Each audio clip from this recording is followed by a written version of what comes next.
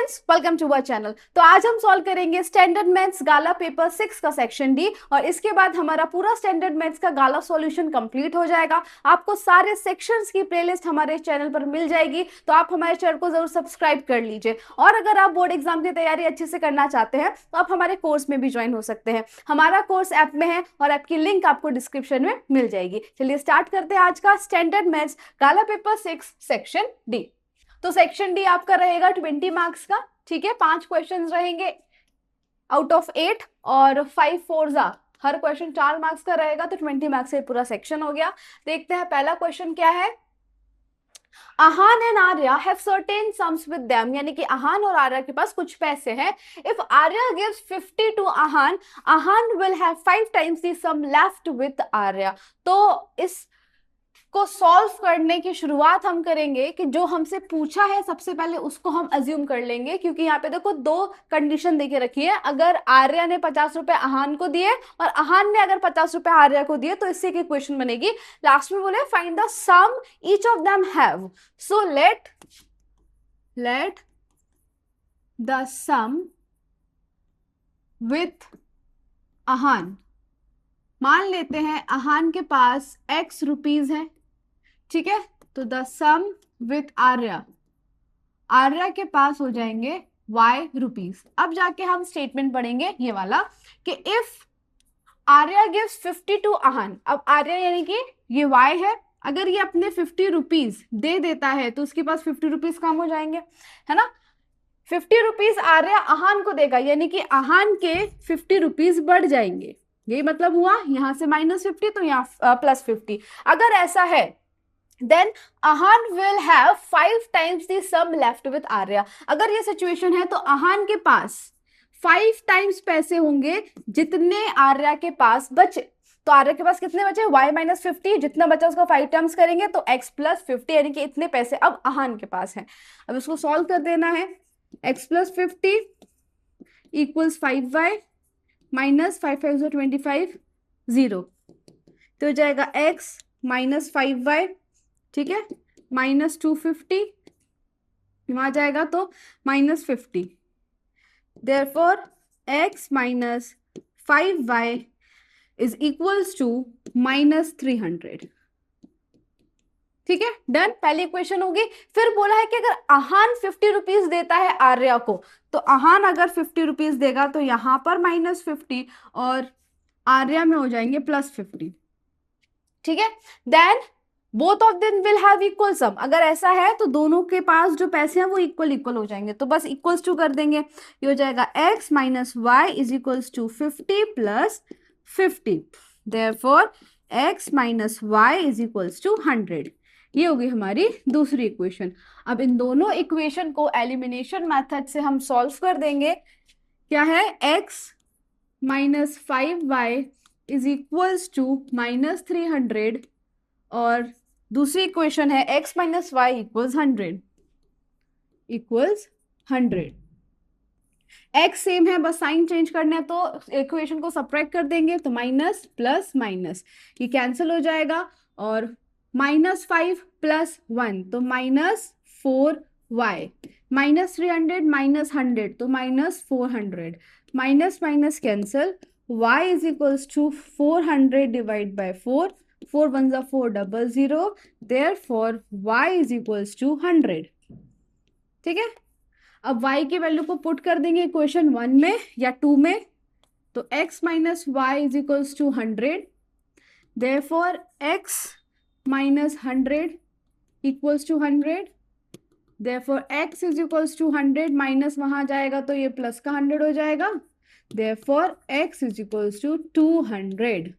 x की value आ गई 200 और y की वैल्यू आ गई 100, यानी कि फाइनल आंसर में हम क्या लिखेंगे कि आहान के पास कितने पैसे हैं, तो आहान हैव 200 रुपीज और आर्या हैव y यानी कि 100 रुपीज। क्लियर, बहुत ही सिंपल क्वेश्चन था, समझ में आया। चलो आगे बढ़ते हैं। क्वेश्चन 48 है the sum of digits of a 2 digit number. देखो जब भी 2 डिजिट नंबर की बात होती है तो हम नंबर को लिखते कैसे हैं, जैसे लेट्स से मैंने लिखा 23, तो ये 1 है, ये 10 है। अगर इस 23 को हमको एक्सपांड करना होगा, 5th 6th में हमने पढ़ा था, तो जो 10s की प्लेस है उस पर 2 इंटू 10 करेंगे, प्लस जो 1s की प्लेस है उस पर 3 इंटू 1 यानी कि सिर्फ 3 लिखोगे तो भी चलेगा, 1 से मल्टीप्लाई करते हैं तो वही होता है। तो किसी भी 2 डिजिट नंबर का जो एक्सपांशन होता है वो क्या है कि 10s वाले पे इंटू 10 और जो 1s पर है वो एज इट इज। ओके, तो अब यहाँ पे अगर 2 डिजिट नंबर की बात हुई है तो दो चीजें एज्यूम करनी है, 1s और 10s। So let 1s digit is equals to x और 10s digit is equals to y, है ना। बोला है कि the sum of digits of 2 digit number, तो जो 2 डिजिट नंबर है उनके डिजिट्स का अगर हम सम करेंगे तो वो 10 आएगा, यानी कि पहला और दूसरा डिजिट, तो दोनों को अगर ऐड करेंगे यानी कि x plus y is equals to कितना होगा 10, ये बोला है। तो इधर से हमारी पहली इक्वेशन आ गई। अब जैसे मैंने आपको बताया कि नंबर जब एक्सपांड होता है तो 10s वाले में इंटू 10 करते हैं और 1s वाला एज इट इज रहता है। तो अगर इस हिसाब से हमारा ओरिजिनल नंबर क्या होगा, ओरिजिनल नंबर हमको लिख देने का क्या, 1s एज इट इज, हमारे 1s यहाँ पे क्या लिखा है हमने x, ठीक है, और जो 10s पर है उसमें इंटू 10 तो हो जाएगा 10y प्लस x, ये है हमारा ओरिजिनल नंबर। ठीक है, मान लो 23 ये ओरिजिनल नंबर, इसको रिवर्स कर देंगे तो क्या हो जाएगा 32। तो इसका एक्सपांशन क्या है 2 इंटू 10 प्लस 3, और इसका एक्सपांशन क्या हो जाएगा 3 इंटू 10 प्लस 2। समझ में आया। तो ओरिजिनल नंबर कैसे लिखेंगे, 10s में इंटू 10 और 1s वाला एज इट इज। अब आगे हमको बोला है the number obtain by interchanging the digits. अगर हम डिजिट्स को इंटरचेंज कर देते हैं यानी कि 1s पर 10s और 10s पर 1 ले आते हैं, then the number obtained by interchanging the digits is 36 more than the original number। तो number obtained by interchanging the digits interchange कर दिए तो ये हो जाएगा 10x प्लस वाई। ठीक है, अब ये जो हमको नंबर मिला है ना 10x प्लस वाई, ये हमारे ओरिजिनल नंबर से 36 ज्यादा है, और ओरिजिनल नंबर क्या था 10y प्लस x प्लस 36। ये होगी हमारी दूसरी इक्वेशन। इसको सॉल्व करेंगे तो ये हो जाएगा 10x minus x plus Y, 10x, ये प्लस x यहाँ आएगा, minus x plus y as it is, ये माइनस 10y इधर आ जाएगा, यहाँ बचेगा 36। तो ये हो जाएगा 10 minus 1 9x minus 9y equals 36।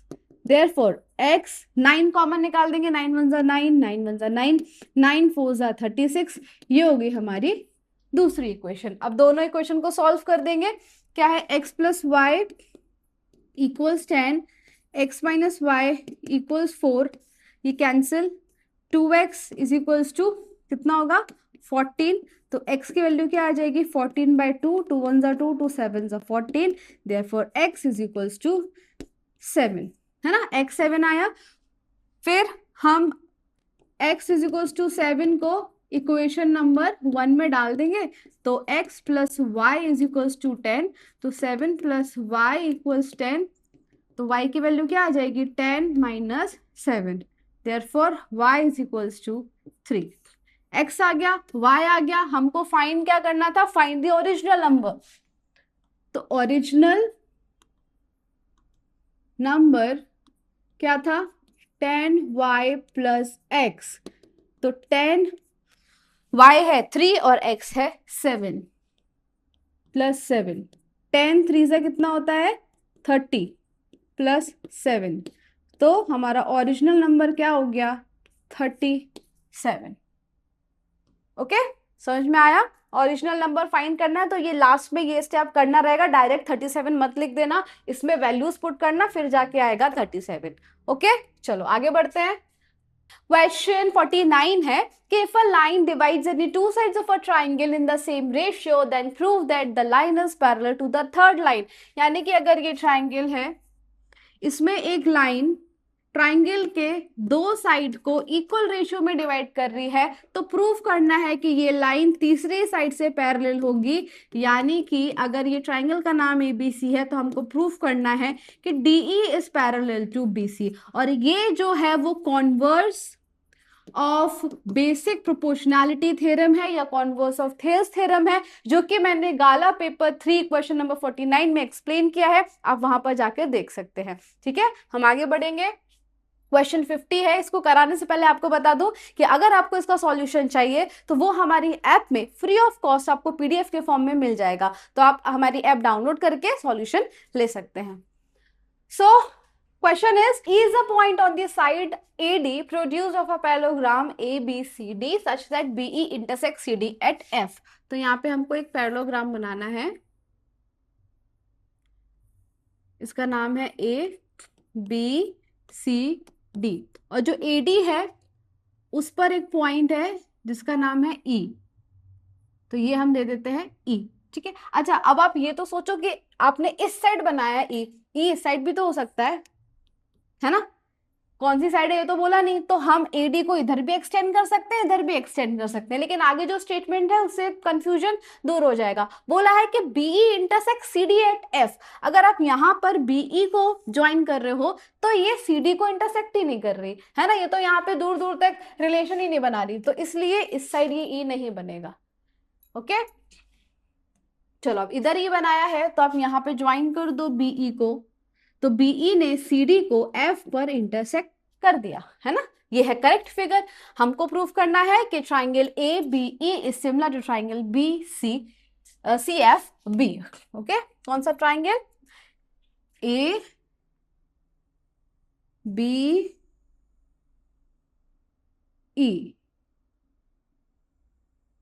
ठीक है, ये और दूसरा ये बचा BCF। ये दोनों ट्राइंगल सिमिलर है। अब ये ट्राइंगल सिमिलर करने के लिए आपको पैरेललोग्राम की प्रॉपर्टी याद होनी चाहिए। क्या होती है कि अपोजिट एंगल्स आर इक्वल। तो एंगल A और एंगल C ये अपोजिट एंगल है तो ये इक्वल होंगे, तो बड़े वाले ट्राइंगल का एंगल A और छोटे वाले ट्राइंगल का एंगल C दोनों इक्वल हो गए। Done.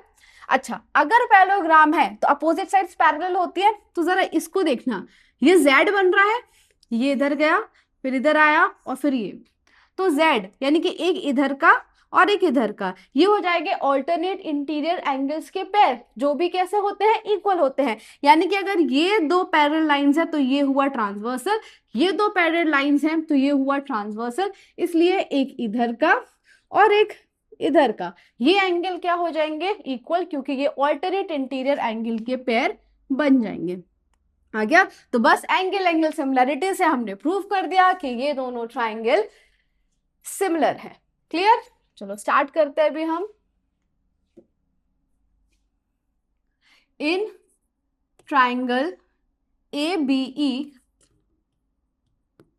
And triangle BCF, angle A equals angle C, reason opposite angles of parallelogram are equal, opposite angles of parallelogram are equal।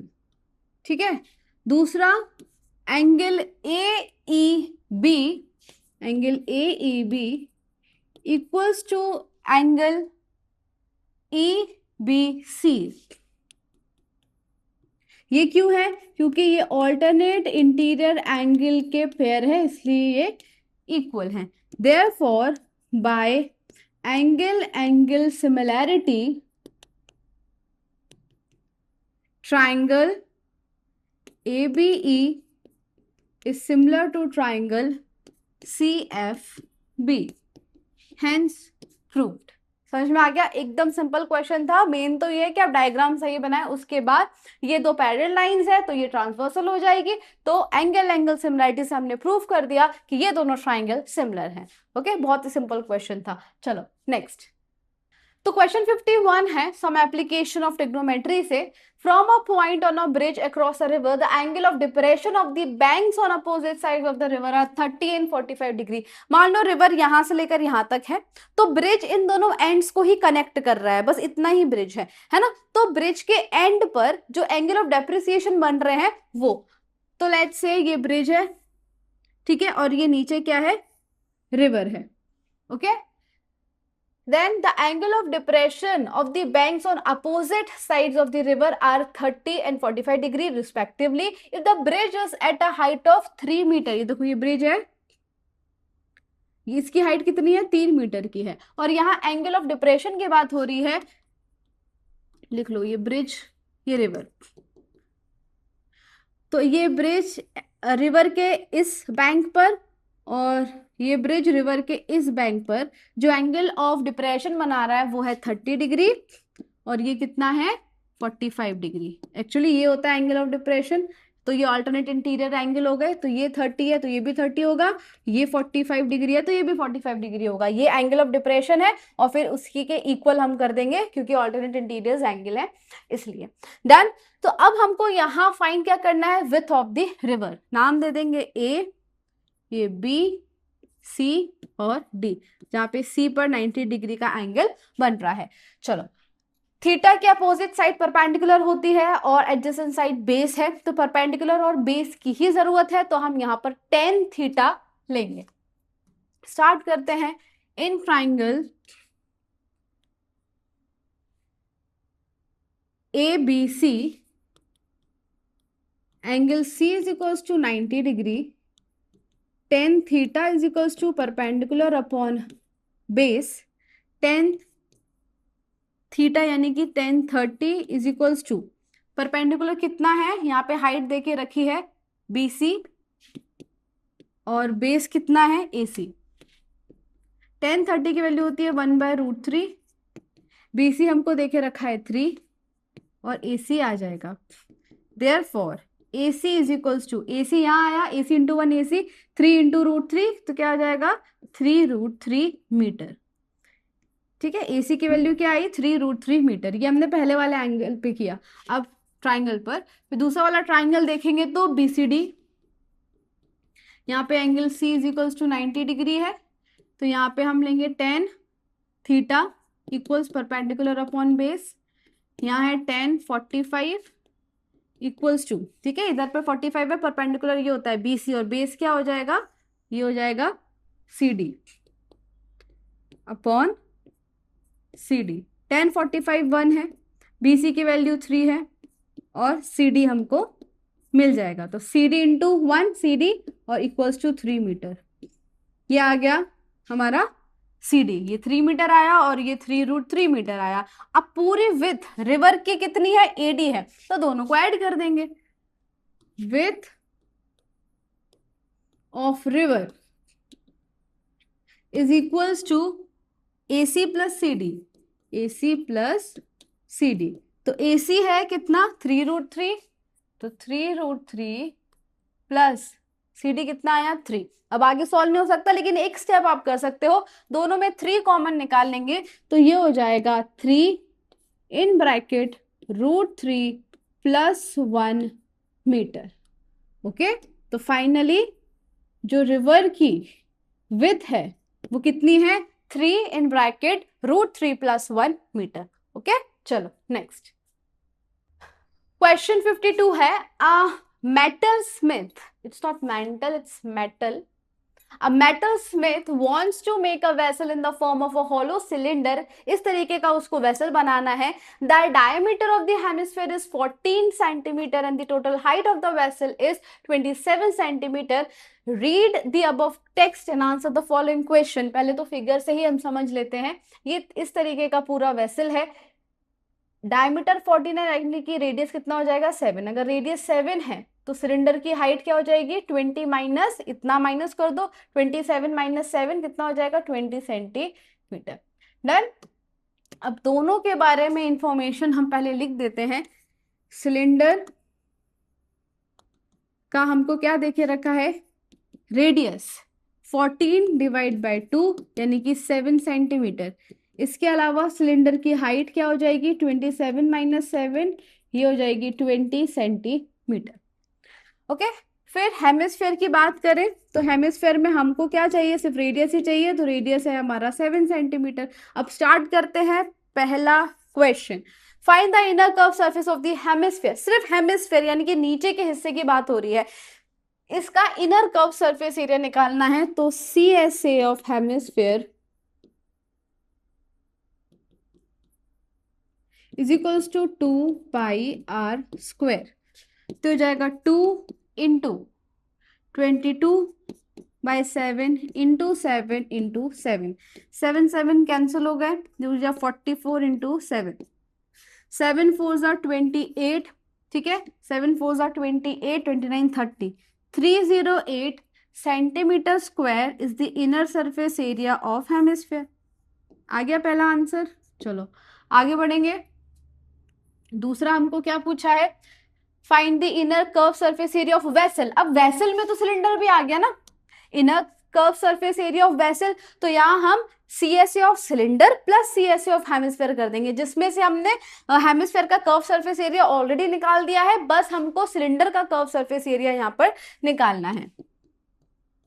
तो CSA of cylinder is equals to 2 pi r h, 2 into 22/7 into r यानी कि 7 और height है 20, 7 7 cancel, ये हो जाएगा 44 into 20, तो 880 centimetre square क्या आया, curve surface area of cylinder. Curve surface area of cylinder हमको निकालना है CSA ऑफ वेसल। तो क्या करेंगे, CSA of cylinder plus CSA of hemisphere, तो 880 प्लस ये कितना आया 308, 308 ऐड करो, 8 + 0 8, 8 + 0 8, 8 + 3 11, 11 centimetre square is your answer. समझ में आया। हमको क्या निकालना था, inner surface area of vessel, और वेसल जो है वो इतना सिलेंडर है और इतना हेमिस्फेयर है। हेमिस्फेयर का CSA निकाल चुके हैं, सिलेंडर का CSA निकाला, दोनों को ऐड कर दिया, तो 1188 centimetre square is the inner surface area of this vessel. अब बचता है हमारा आखिरी क्वेश्चन, जिसमें हमको पूछा है state the formula to find the volume of hemisphere. Just we have to state the formula. तो volume of hemisphere is equals to कितना होता है, 2/3 पाई आर क्यूब। बस ये फॉर्मूला लिखने के आपको 1 मार्क्स मिल रहे हैं। 2/3 pi R cube is the answer. Clear. चलो नेक्स्ट। तो आगे बढ़ने से पहले मैं आपको एक इन्फॉर्मेशन देना चाहती हूँ कि अगर आप 10 GSEB में हैं और अपने बोर्ड एग्जाम की प्रिपरेशन अच्छे से करना चाहते हैं, तो हमने आपके लिए कोर्स लॉन्च किया है जिसका नाम है वॉरियर बैच। इसमें हम आपको पढ़ाएंगे 2 सब्जेक्ट, मैथ्स और सोशल साइंस। इसमें आपको प्रोवाइड किया जाएगा लाइव लेक्चर्स, उसके साथ साथ रिकॉर्डेड लेक्चर्स भी, फिर previous year question paper solution, regular test conduct कराए जाएंगे, और आप हमको ऐप में मैसेज करके अपने डाउट्स कभी भी क्लियर कर सकते हैं। इसके अलावा गाला पेपर सॉल्यूशन, दोनों ही सब्जेक्ट के गाला पेपर वीडियो सॉल्यूशन मिलेगा और आपको सॉल्यूशन की PDF भी मिल जाएगी। फिर previous year question paper from 2022 to 2025, इसका भी वीडियो सॉल्यूशन प्लस सॉल्यूशन की PDF भी आपको हमारे ऐप में मिल जाएगी। Chapter wise important question and objectives, दोनों ही सब्जेक्ट के IMP क्वेश्चंस चैप्टर वाइज और IMP ऑब्जेक्टिव्स मिलेंगे आपको। Then textbook exercise solution social science, maths की जो टेक्स्ट बुक एक्सरसाइज है उसका तो आपको यूट्यूब पर मिल ही रहा है, लेकिन सोशल साइंस में भी जो टेक्स्ट बुक की एक्सरसाइज है उसका सॉल्यूशन भी आपको ऐप में मिल जाएगा। Chapters wise handwritten note, social science में जो सारे चैप्टर्स हैं उन सबके हैंड रिटन नोट्स की PDF आपको मिल जाएगी। Introduction plus exercise solution PDF, maths में आपको जितने भी चैप्टर्स हैं उनका इंट्रोडक्शन और सारे एक्सरसाइज की सॉल्यूशन की PDF, ये सारी चीजें हम हमारे ऐप में प्रोवाइड करेंगे आपको। हमारे ऐप का नाम है UGT, जो प्ले स्टोर पर अवेलेबल है, और अगर आप ऐप स्टोर से डाउनलोड करना चाहते हैं तो इसका नाम है माई इंस्टीट्यूट। तो आज ही हमारे ऐप को डाउनलोड कीजिए और कोर्स परचेज कीजिए। All the best. क्वेश्चन 53 है, a solid iron pole consist of a cylinder of height 220 centimetre and base diameter 24 centimetre which is surmounted by another cylinder. यानी कि एक पोल है, किस तरह का पोल है, सिलेंड्रिकल पोल है, ठीक है।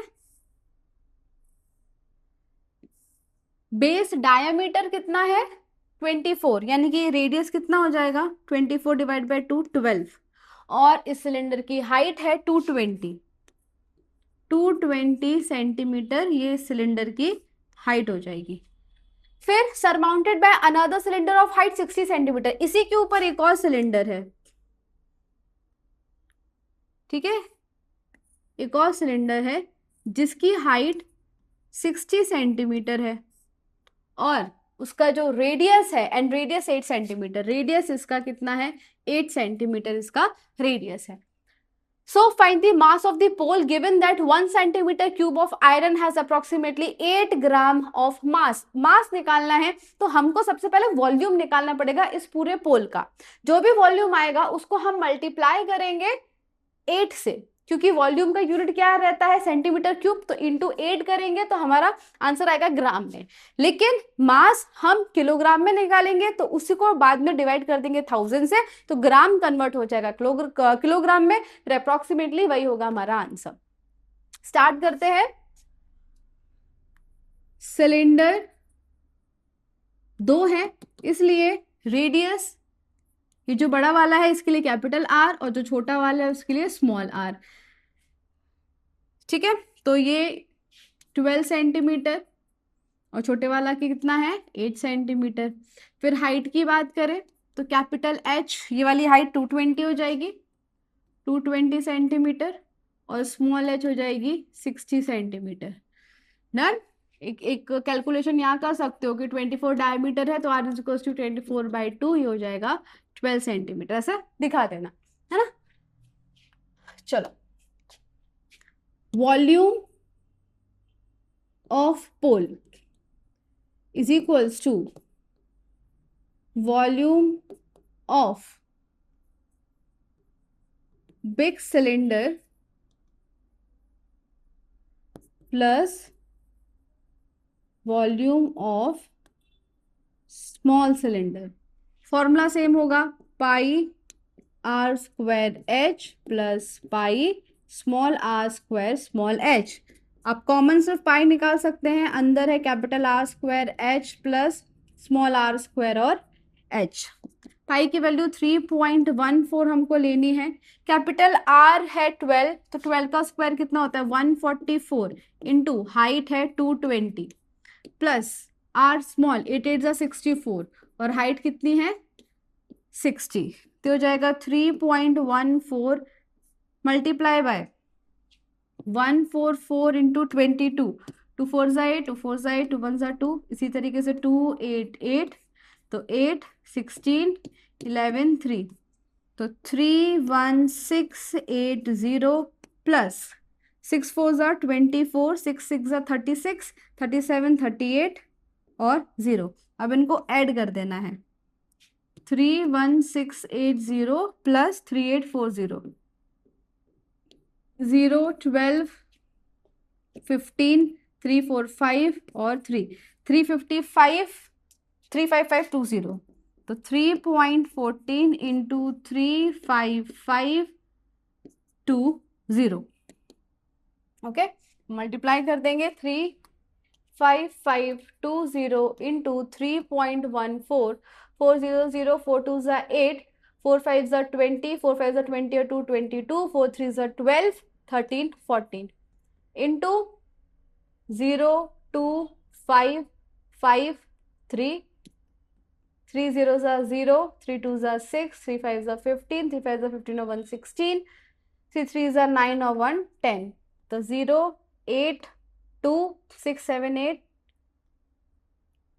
13, ठीक है, 10 कितना हो जाएगा 15, 6 7 8 9 10 11, फिर 1 1, 11153 280 और आखिरी में 2 के बाद पॉइंट, तो 11153 2.80। काफी कैलकुलेशंस है लेकिन इजी है ना।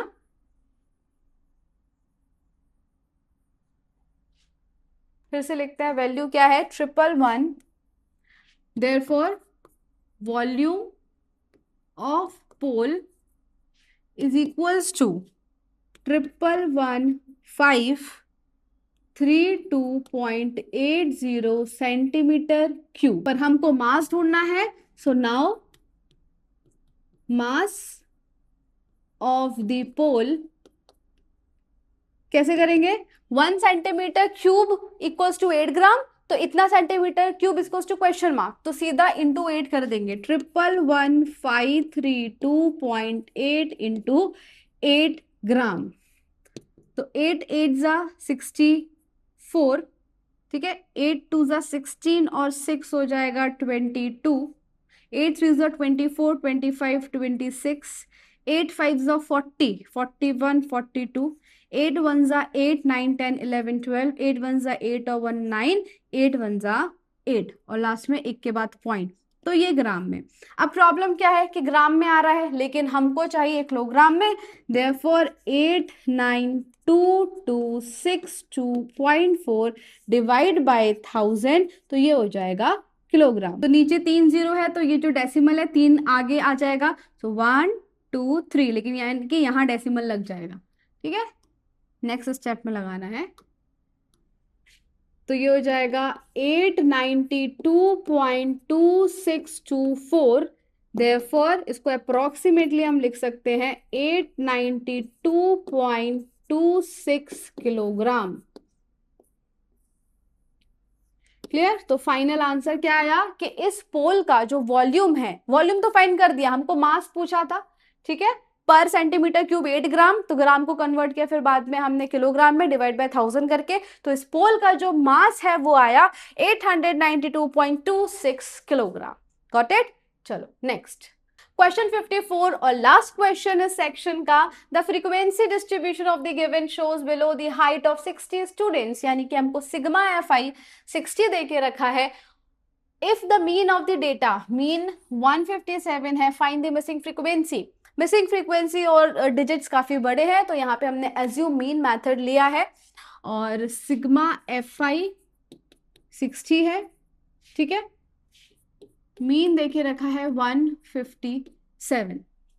पहले हम इसका टोटल कर देंगे, देखो x और y तो टोटल होगा नहीं, तो सिग्मा एफ आई कितना आ जाएगा, प्लस एक्स प्लस वाई लिख दो पहले, फिर सारे नंबर्स को ऐड कर दो। ये 15 प्लस 8 23, 23 प्लस 6 29, 29 प्लस 16 कितना हो जाएगा 2 3 45, तो ये हो जाएगा 45 प्लस एक्स प्लस वाई, ठीक है, 45 प्लस एक्स प्लस वाई। लेकिन हमको तो टोटल दे के रखा है, टोटल कितना है सिग्मा एफ आई का 60 है, तो इसको हम यहाँ पुट करेंगे, देखो 45 plus x plus y is equals to 60, 45 वहां जाएगा, therefore x plus y is equals to 60 minus 45, therefore x plus y is equals to 550 और 1, तो ये यहाँ पर हमारी होगी पहली इक्वेशन, ठीक है। जब भी आपको दो मिसिंग फ्रीक्वेंसी दी होंगी आपकी दो इक्वेशन तो बनेगी ही, आप पहले x बार से जो फाइंड करोगे वो उसकी वैल्यू को फिर यहाँ पुट कर देनी है ना, तो x plus y is equals to 15, दो मिसिंग फ्रीक्वेंसी होती है तो सिग्मा एफ आई दे के रखा ही होता है। ओके, नाउ नेक्स्ट है एक्स आई फाइंड करना, इन दोनों का टोटल डिवाइड बाय 2, तो 8 प्लस 4 12, 4 प्लस 4 8 और 1 9 और 1 प्लस 1 2, 2 1 जा 2, 2 4 जा 8, 2 6 जा 12, तो कितना है 146। सब में आप गैप देख रहे हो यानी कि क्लास इंटरवल कितना है, सब में डिफरेंस है सिर्फ 4 4 का, ठीक है, 4 4 का डिफरेंस है, तो प्लस 4 कर दो 150 हो जाएगा, फिर ये 154 158 162 और 166 166। किसी को भी हम एज्यूम कर सकते हैं ए, तो 154 को कर लिया तो डी आई हो जाएगा एक्स आई माइनस ए, 146 माइनस 144 कितना होगा, इसको ऐड करेंगे तो हो जाएगा सब्ट्रैक्ट करेंगे तो 8, ठीक है, साइन ग्रेटर का। तो 146 माइनस 144 ए, 150 माइनस 154 तो हो जाएगा -4, ये 0, 158 माइनस 154 4, 162 माइनस 154 8, 166 माइनस 154 तो ये हो जाएगा 12। Now F I into D I, ये एफ आई है, ये डी आई है, 8x माइनस का, फिर 4 8 ज़ा 32 माइनस का, 15 0 ज़ा 0, 4 इंटू वाई 4y, 8 इंटू 16 6, 8 6 ज़ा 48, 8 1 ज़ा 8, 9 10 11 12 और 6 इंटू 12, 12 6 ज़ा कितना होता है 72 होता है ना। अब इसी तरीके से यहाँ पे देखो -8x और +4y का तो कुछ होगा नहीं, बाकी इधर पे -2 है और इन दोनों को ऐड कर लो तो कितना हो जाएगा 10, 7 8 9 10 और 2, 200 माइनस 32 करो तो आएगा 1 10, 10 माइनस 2 8, 9 माइनस 3 6 और 1, तो 168 माइनस 8x प्लस 4y, ये आया सिग्मा एफ आई डी आई। अब इसकी वैल्यू को हम फॉर्मूला में पुट कर देंगे। फॉर्मूला है x bar is equals to a plus sigma f i d i upon sigma f i. तो एक्स बार 157 दे के रखा है और ए 154 हमने अज्यूम किया था।